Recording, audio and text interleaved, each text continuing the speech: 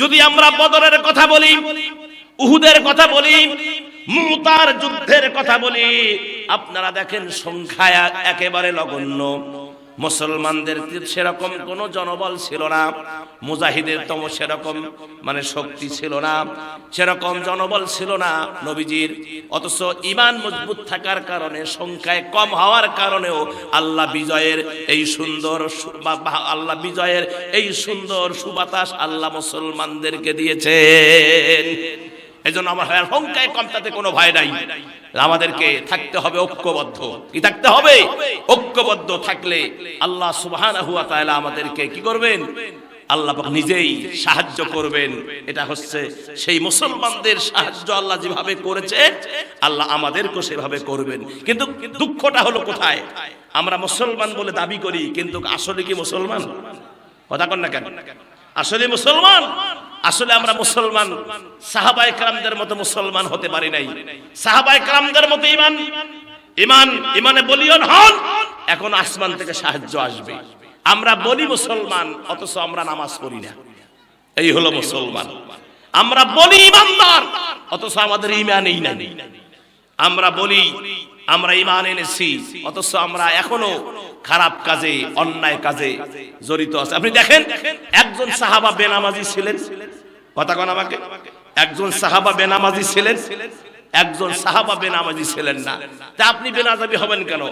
সাহাবা ওই আপনার কি বলে বদরের ময়দানের 313 জন সাহাবা, এরা ছিল নামাজি মর্দে মুজাহিদ, যার কারণে আল্লাহ তাদের মধ্যে বিজয় দিয়েছেন। সুবহানাল্লাহ। আর আমাদের বাংলাদেশে হাজার হাজার লক্ষ লক্ষ মানুষ, কই দেখেন বিজয় হয়? বিজয় হয় না। অথচ আমার ভাইয়েরা এখন আল্লাহর প্রতি বিশ্বাস স্থাপন করেন, ছেড়ে দেন সব অন্যায়, আল্লাহর কাছে সাহায্য চান। ওই আয়াত এখনো আছে কোরআনে, ওই আয়াত এখনো আছে, ওয়াকানা হাক্কান আলাইনা নাসরুল মুমিনিন, এখনো আছে ওই আয়াত। কিন্তু আমার ভাইয়েরা, আমাদের ঈমান নাই। আল্লাহ এখনো সাহায্য করবেন, আল্লাহ প্রস্তুত হয়ে আছে বান্দাকে সাহায্য করবেন। কেন আজকে ফিলিস্তিনের মুসলমানরা মার খাবে? কারণটা কি? আমাদের ঈমানের দুর্বলতার কারণে। কথা বলেন, কেন আজকে আমাদের এই বাংলাদেশের শাসক নারী হবে? কেন হবে? প্রশ্ন আপনাদের কাছে। এই 18 কোটি মানুষের নেতৃত্ব কেন একজন নারী দিবে? কোরআনে আছে কি? আর রিজালু কাওয়ামুনা আলান নিসা, পুরুষরাই নারীদের উপর নেতৃত্ব করবে। কথা কন না কেন?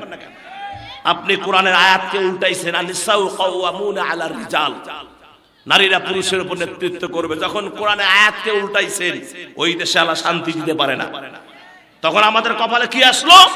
জাহারাল ফাসাদু ফিল বাররি ওয়াল বাহরি বিমা কাসাবাত আইদিন নাস।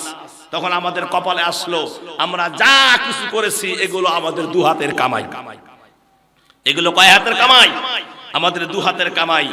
আমরা অর্জন করেছি, এর স্বাদ আমাদেরকে ভোগ করতেই হবে।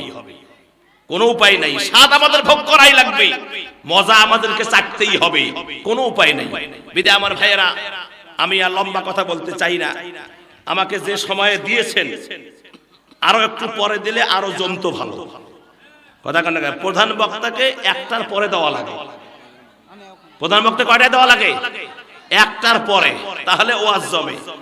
আজকে যা হইছে হইছে, আগামীকাল যে এই ভুলটা যেন না হয়।